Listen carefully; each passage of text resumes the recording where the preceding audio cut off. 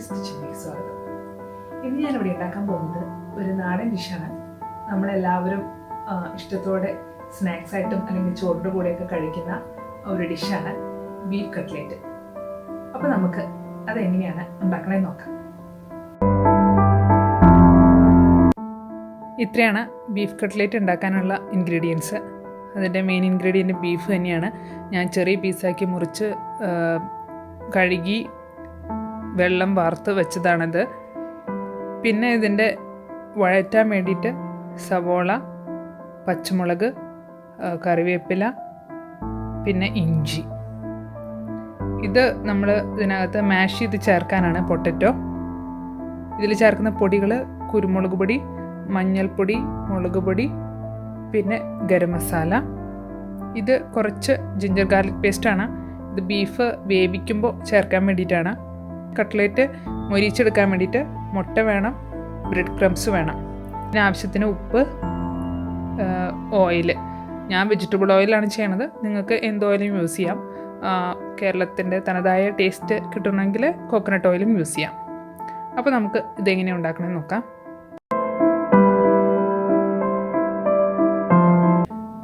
അപ്പം നമുക്ക് ആദ്യം തന്നെ ബീഫ് വേവിക്കാൻ വയ്ക്കാം.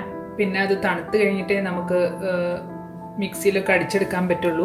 അപ്പോൾ അതിന് വേണ്ടിയിട്ട് ആദ്യം തന്നെ ഞാൻ ഒരു പ്രഷർ കുക്കറിൽ നേരത്തെ കാണിച്ച ബീഫ് ഇട്ടിട്ടുണ്ട്. ഇനി ഇതിലേക്ക് കുറച്ച് മഞ്ഞൾപ്പൊടി, വളരെ കുറച്ച് മതി, ഒരു 1/4 മുതൽ 1/2 ടീസ്പൂൺ അത്രയും മതി. മഞ്ഞ കളറൊന്നും വരാൻ പാടില്ല. പിന്നെ 1/2 ടീസ്പൂൺ കുരുമുളക് പൊടി. ഞാൻ എടുത്തിരിക്കുന്നത് 1/2 കിലോ ബീഫാണ്. ഇത് 1 ടീസ്പൂൺ ജിഞ്ചർ ഗാർലിക് പേസ്റ്റ് ആണ്. ഗാർലിക് നമ്മൾ അധികം കട്ട്ലേറ്റിൽ ചേർക്കില്ല. ജിഞ്ചറാണ് കൂടുതൽ ചേർക്കുക. ഇത് ജിഞ്ചർ ഗാർലിക് പേസ്റ്റ് ജസ്റ്റ് വേവിക്കുമ്പോൾ ഒരു സ്മെല്ല് കിട്ടാൻ വേണ്ടിയിട്ടാണ്. അത് 1 ടീസ്പൂൺ അത്രേ ചേർക്കണ്ടുള്ളൂ. പിന്നെ കുറച്ച് വേപ്പില. ഇത് പച്ചമുളക്, ഒരു 2-3 പച്ചമുളക് അരിഞ്ഞിടുക. കുറച്ച് ഉപ്പ്, അധികമൊന്നും ഇടണ്ട, നമുക്കിനി വഴറ്റണയിൽ വേണമെങ്കിൽ ഇടാം. എനിക്ക് വേണ്ട വെള്ളമൊക്കെ ഈ ബീഫിനകത്ത് തന്നെ ഉണ്ടാവും. പിന്നെ പെട്ടെന്ന് തീ കൂട്ടി വെക്കുമ്പോൾ അടി പിടിക്കാതിരിക്കാൻ വേണ്ടിയിട്ട് ഒരു 2 ടേബിൾ സ്പൂൺ വെള്ളം അത്ര ഒഴിച്ചാൽ മതി. കൂടുതൽ വെള്ളം ഒഴിക്കരുത്. പിന്നെ അത് വെന്ത് കഴിഞ്ഞാൽ പിന്നെ നമുക്ക് ഫുള്ള് വെള്ളം വറ്റിക്കാനുള്ളതാണ്.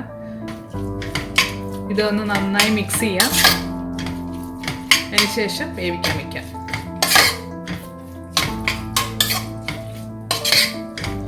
ബീഫ് എടുക്കുമ്പോൾ ശ്രദ്ധിക്കുക, എല്ലില്ലാത്തതും അതുപോലെ തന്നെ നെയ്യ് അധികം ഇല്ലാത്ത ബീഫ് എടുക്കാൻ ശ്രമിക്കുക. ഇത് മിക്സ് ചെയ്തിട്ടുണ്ട്. ഞാനിനി ഇത് പ്രഷർ കുക്കറിൽ വേവിക്കാൻ പോവാണ്. വേവൊന്നും എത്ര വിസിൽ അങ്ങനെയൊന്നും ഞാൻ പറയുന്നില്ല. ഇവിടെ കിട്ടുന്ന ബീഫൊക്കെ പെട്ടെന്ന് വേവുന്നതാണ്. നാട്ടിൽ കുറച്ചുകൂടെ സമയം എടുക്കും.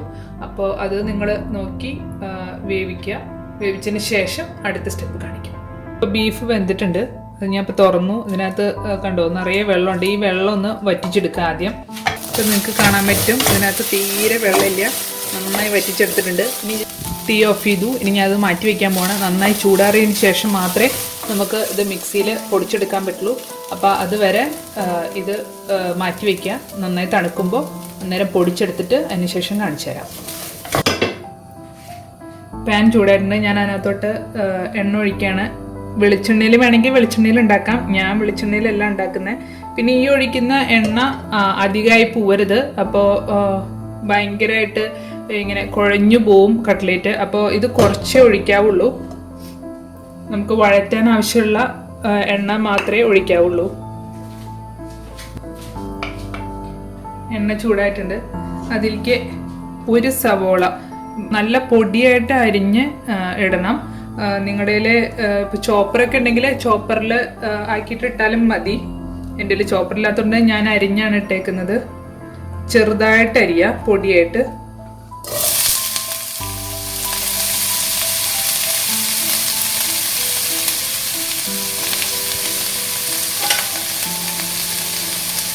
ഇത് ജിഞ്ചറാണ്. ജിഞ്ചറും പൊടിയായിട്ട് അരിയുക. ഇതൊരു 1 ഇഞ്ച് വലിപ്പമുള്ള പീസ് എടുത്തിട്ട് അരിഞ്ഞാൽ മതി.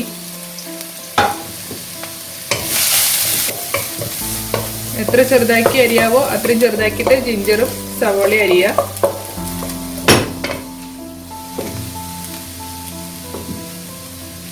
കുറച്ച് ഉപ്പിടുന്നുണ്ട്.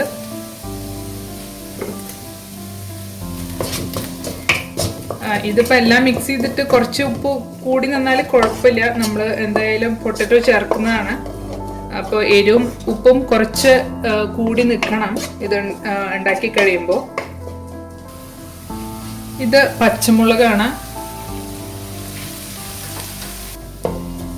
ഇതൊരു 6-7 പച്ചമുളക് ഉണ്ട്, ഞാൻ ചെറുതാക്കി അരിഞ്ഞതാണ്. നിങ്ങളുടെ എരിവിനനുസരിച്ചിട്ട് നിങ്ങൾക്ക് പച്ചമുളക് കൂട്ട് കുറയ്ക്കുകയോ ചെയ്യാം. ഇതിലേക്ക് ഒരു 1-2 തണ്ടിൻ്റെ ഇലകൾ, ഇതും നന്നായി മുറിച്ചതാണ്. കട്ട്ലേറ്റിലെ ഇത് വലിയ ഇലയായിട്ട് കിടക്കാതിരിക്കാൻ വേണ്ടിയിട്ടാണ് മുറിച്ചിട്ടിടുന്നത്. ബീഫിൽ നമ്മൾ നേരെ മുറിക്കാതെയാണ് വേപ്പിലിട്ടത്. പക്ഷേ നമ്മൾ ബീഫ് മൊത്തം മിക്സിയിലിട്ട് അടിച്ചെടുത്തപ്പോൾ അതും പൊടിഞ്ഞു പോയിട്ടുണ്ടാവും.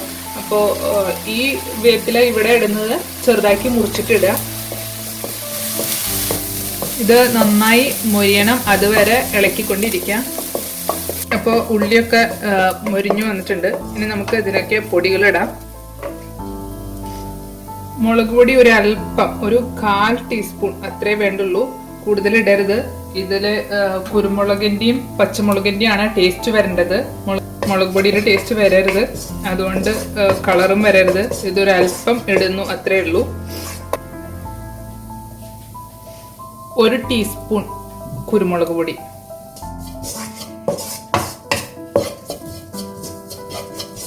ഇപ്പം നന്നായി മിക്സ് ആയിട്ടുണ്ട്. ഇനിയിപ്പോൾ ഇതിലേക്ക് നമുക്ക് നേരത്തെ പൊടിച്ചു വെച്ചിരിക്കുന്ന ബീഫ് ചേർക്കാം.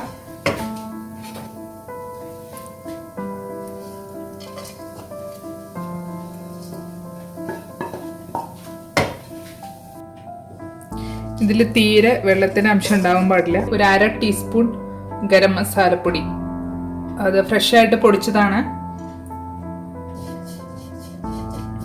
അത് നന്നായി എല്ലായിടത്തേക്കും മിക്സ് ആക്കുക. നിങ്ങൾക്ക് ഇതിൻ്റെ ഉപ്പ് മുളക് ഇപ്പം നോക്കാം. നേരത്തെ പറഞ്ഞ പോലെ ഇത് കുറച്ച് ഉപ്പും മുളകും കൂടി നിൽക്കുന്നതാണ് നല്ലത്. എന്തായാലും ഇതിനകത്ത് പൊട്ടറ്റോ ചേർക്കുമ്പോൾ അതൊക്കെ ബാലൻസ് ആയി പൊക്കോളും. അപ്പോൾ ഇനി ഉപ്പ് വേണമെങ്കിൽ ഉപ്പിടാം, മുളക് ടേസ്റ്റ് വേണമെങ്കിൽ കുരുമുളക് പൊടി ചേർക്കാം.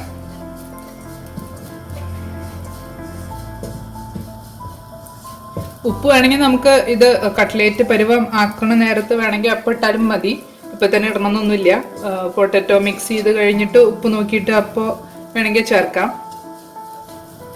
ഇപ്പം ഇത് ആയിട്ടുണ്ട്, മുരിഞ്ഞിട്ടുണ്ട്. ഞാനിത് തീ ഓഫ് ചെയ്യാൻ പോവാണ്. ഇനി ഇത് ചൂടാറിയതിന് ശേഷം നമുക്ക് പൊട്ടറ്റോ മിക്സ് ചെയ്യാം. ഞാൻ പൊട്ടറ്റോ വേവിച്ച് മാഷ് ചെയ്ത് വെച്ചതാണ്. ഇത് 3 മീഡിയം സൈസ് പൊട്ടറ്റോ ഉണ്ട്. ഇപ്പം ഇത് ചൂടാറിയിട്ടുണ്ട്. ഞാൻ ഇതിനകത്തോട്ട് പൊട്ടറ്റോ ചേർക്കാൻ പോവാണ്. ഇത് മുഴുവൻ പൊട്ടറ്റോ ഒരുമിച്ച് ഇടണമെന്നില്ല, കുറേശ്ശെ കുറേശ്ശെ കൈകൊണ്ട് ഇതിനകത്ത് ചേർത്ത് അത്രയും വേണോ. ചിലർക്ക് പൊട്ടറ്റോ കൂടുതലുള്ളതാണ് ഇഷ്ടം. അപ്പോൾ അത് നിങ്ങളുടെ ഇഷ്ടം പോലെ അനുസരിച്ച് ക്വാണ്ടിറ്റി ചേർക്കുകയും കൂട്ടുകയും കുറയ്ക്കുകയൊക്കെ വേണം. ഇത് കൈകൊണ്ട് തന്നെ മിക്സ് ചെയ്യാൻ ശ്രമിക്കുക, അല്ലെങ്കിൽ അത് നന്നായി മിക്സ് ആവില്ല. ഇപ്പോൾ ഇത് നന്നായി മിക്സ് ആക്കിയിട്ടുണ്ട്. ഇനി നമുക്ക് ഇഷ്ടമുള്ള ഷേപ്പിൽ ഇത് കട്ട്ലേറ്റ് ആക്കിയിട്ട് എടുക്കാം. ഞാനിവിടെ 2 സ്പൂണാണ് എടുത്തിരിക്കുന്നത് ഇത് ഷേപ്പ് ആക്കാനായിട്ട്.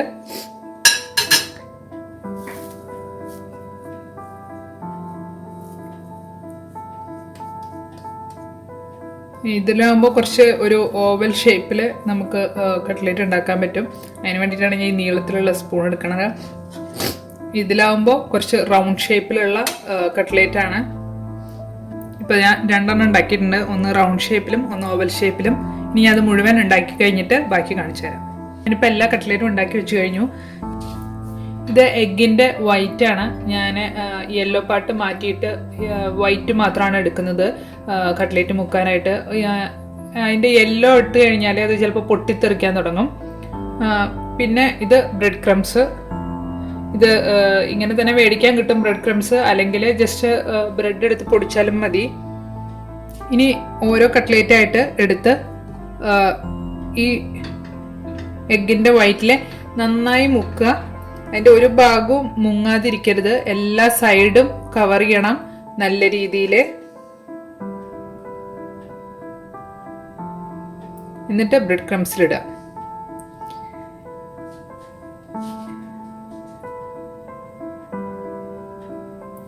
ഞാനിപ്പോൾ ഇത് അതിൽ ബ്രെഡ് ക്രംസിൽ ഇപ്പോൾ കൈ മുക്കാത്തത് ഇതുപോലെ തന്നെ കൈ ഇട്ട് അതിലാക്കിയാൽ ബ്രെഡ് ക്രംസ് കുറേ വേസ്റ്റായി പോവും. അതുകൊണ്ടാണ് ഞാനിത് അങ്ങനെ ഇട്ട് വെച്ചിരിക്കുന്നത്. അങ്ങനെ കുറേ നേരം ഇടരുത്. ഇത് ഒരു 3-4 അതിലേക്ക് ഇട്ട് കഴിഞ്ഞാൽ കൈ കഴുകി തുടച്ച് ബ്രെഡ് ക്രംസിൽ പുരട്ടിയെടുക്കുക. കൈ വൃത്തിയാക്കിയിട്ട് നേരെ ബ്രെഡ് ക്രംസ് ഇതിൻ്റെ മുകളിലേക്ക് ഇടുക. നമ്മുടെ കയ്യിലേക്ക് എഗ്ഗിൻ്റെ വൈറ്റ് തീരെ ആവില്ല. എഗ്ഗിൻ്റെ വൈറ്റ് ഉണ്ടെങ്കിൽ വീണ്ടും നമ്മുടെ കയ്യിൽ ഒട്ടിപ്പിടിക്കും.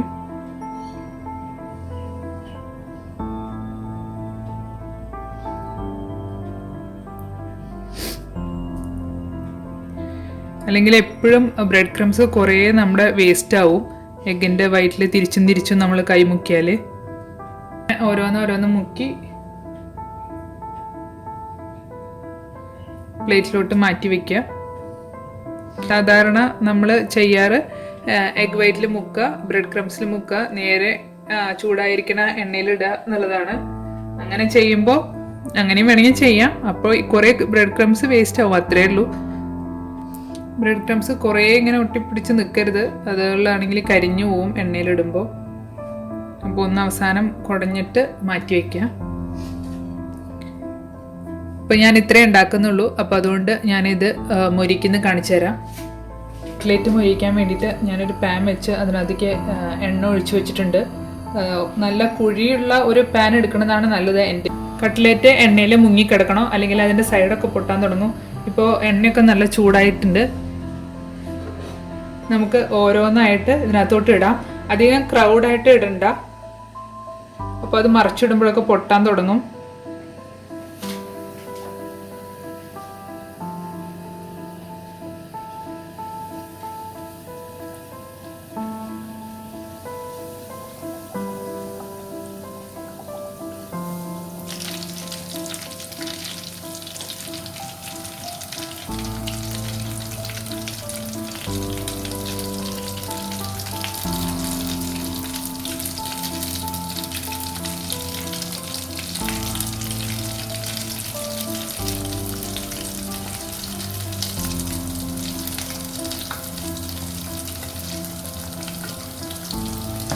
മുരിയെന്ന് തോന്നുമ്പോൾ മറിച്ചിടുക. ഇതിപ്പോൾ ഞാൻ 1-2 തവണയായി അങ്ങോട്ടും ഇങ്ങോട്ടും മറയ്ക്കുന്നു. കരിഞ്ഞു പോവരുത്. ഇപ്പം നിങ്ങൾക്ക് കാണാൻ പറ്റും നന്നായിട്ട് മൊരിഞ്ഞിട്ടുണ്ട്. ഇനി നമുക്കിത് എടുത്ത് ഒരു പേപ്പർ ടവലിലോട്ട് മാറ്റാം. അപ്പോൾ അതിനകത്ത് ബാക്കി എണ്ണ എന്തെങ്കിലും പിടിച്ചിരിപ്പുണ്ടെങ്കിൽ അതങ്ങ് പോയി കിട്ടും.